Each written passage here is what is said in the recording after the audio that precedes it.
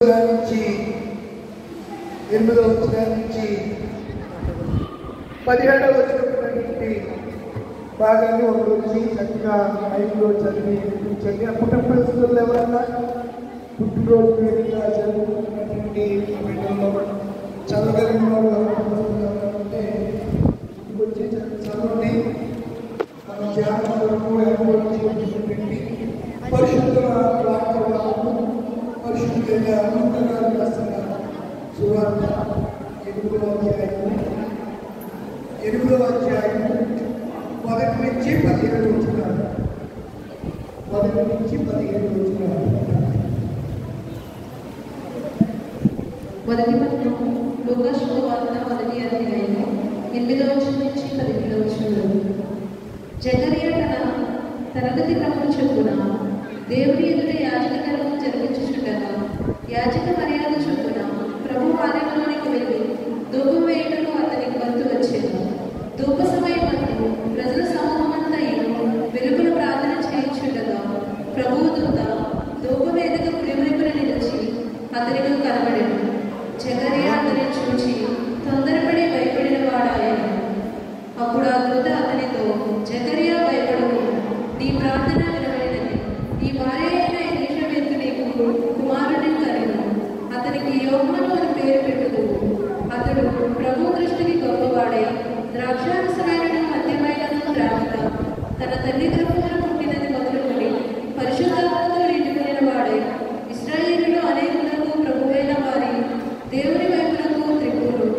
మరియు అతడు తండ్రుల హృదయములను పిల్లల తండ్రులను అవిధేయతలను నీతిమంతుల జ్ఞానమును అనుసరించుటకు త్రిప్పి ప్రభువు కొరకు ఆయత్తపడి ఉన్న ప్రజలను సిద్ధపరచుటకై ఏలే యొక్క ఆత్మశక్తి గలవాడై ఆయనకు ముందుగా వెలుగును గనుక నీకు సంతోషము మహా ఆనందమును కలుగును. అతడు పుట్టినందుకు అనేకులు సంతోషించుదు. ఈ కొద్ది వాక్యం దేవుడు తన పరిశుద్ధ వాక్యాన్ని ఆశీర్వదించుగాక. ఎవరైనా నేర్పించుకునే వాళ్ళు వాటి ధ్యానం ప్రార్థన చేయండి. వాళ్ళు అర్థం చేసుకుంటారు. ప్రేరేపించుకునే వారు అప్పుడు ప్రార్థన చేయండి. దైవ సందేశాన్ని కుటుంబంలో ఎవరైనా సాక్షి చెప్తారా?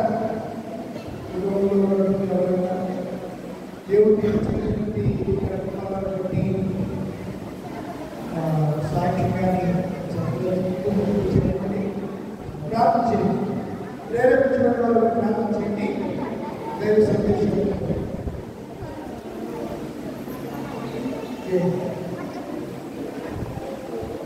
ఎవరు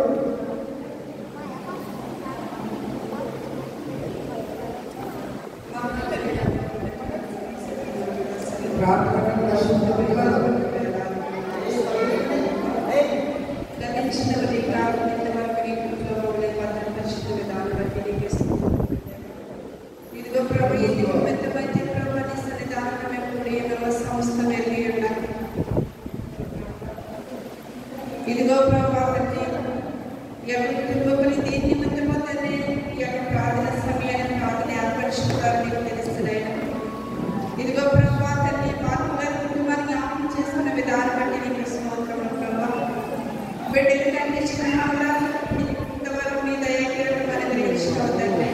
ఇదిగో మొదటి దయాకిరణం నీకు అనుగ్రహించడానికి నీకు స్తోత్రములు తండ్రి. అయ్యా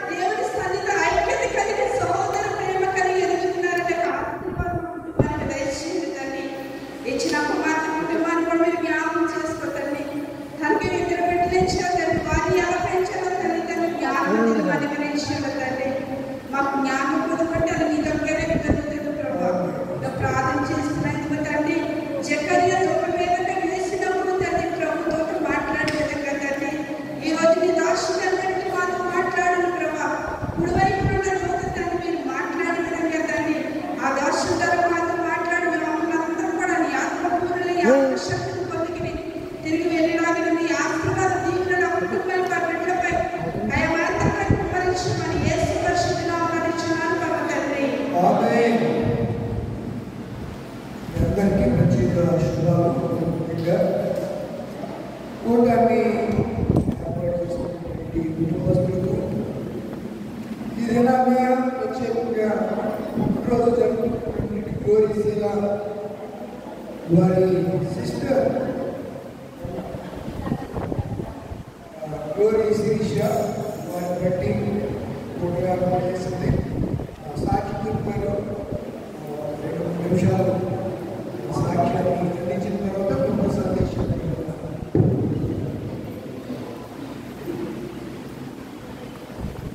దేవనామానికి పాస్టర్ సంఘటనలు మరి నేనంటే మేరేళ్ళ మేరత్తనండి, పెద్ద మేరత్తని.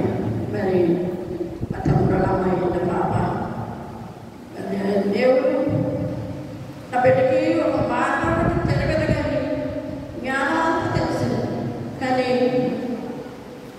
చిన్నప్పటి నుంచి కూడా పిల్ల ఎప్పుడు అదివారం అయినప్పటికీ వెంటనే తాను చేసి బయటికి ఇంట్లో వెళ్ళిపోయి వచ్చేదానికి అందరినీ పాటలు పాడి చక్కగా చేసింది.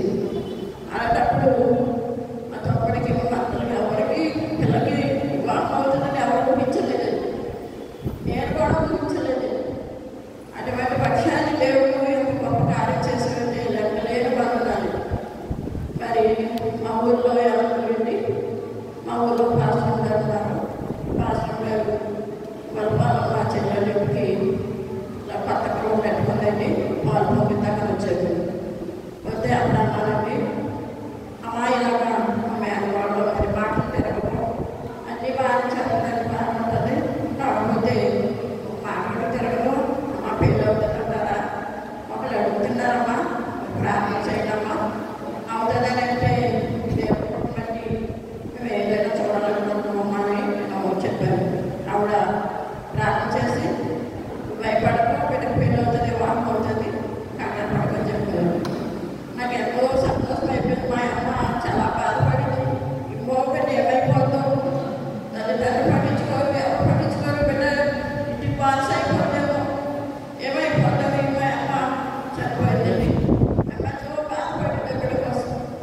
నేను కూడా నైనా బిడ్డకి అంటే ఒక భాగ్యం దయచేయమని ప్రార్థన చేస్తుంది. అలాంటప్పుడు తొమరాడి నుంచి మా ఊరు ఆడవచ్చు ఉందండి. ఆమె ఒక సమానం తీసుకొచ్చింది. ఈ ఊరు నుంచే కొమరాడి నుంచి తీసుకొస్తే అక్కడ కూడా కొంచెం పోగా ఉన్నాడు. మా తమ్ముడికి ఇష్టం అవ్వలేదు. అలా అయితే 4 చెట్లు పిల్ల పేదలు అర్థమవుతుంది.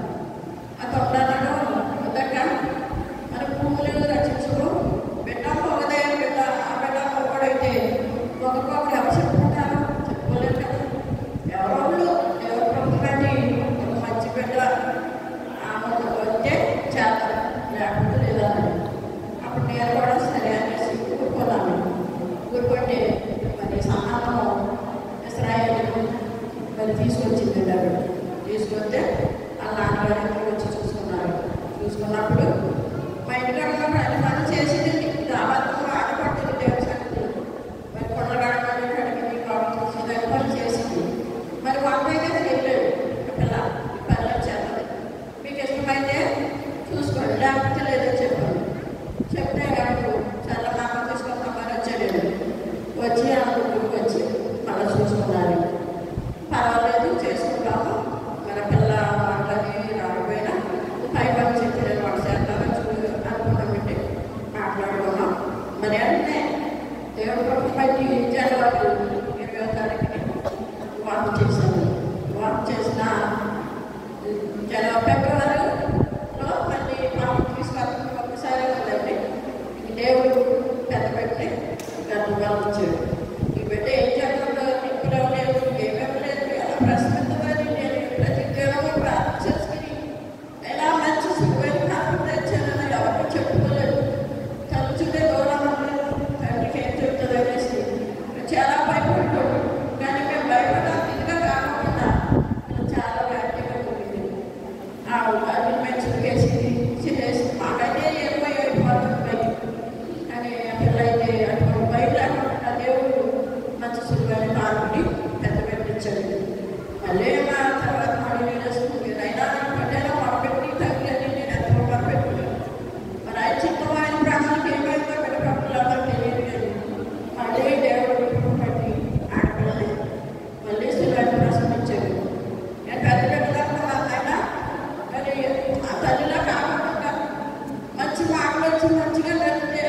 సాక్షి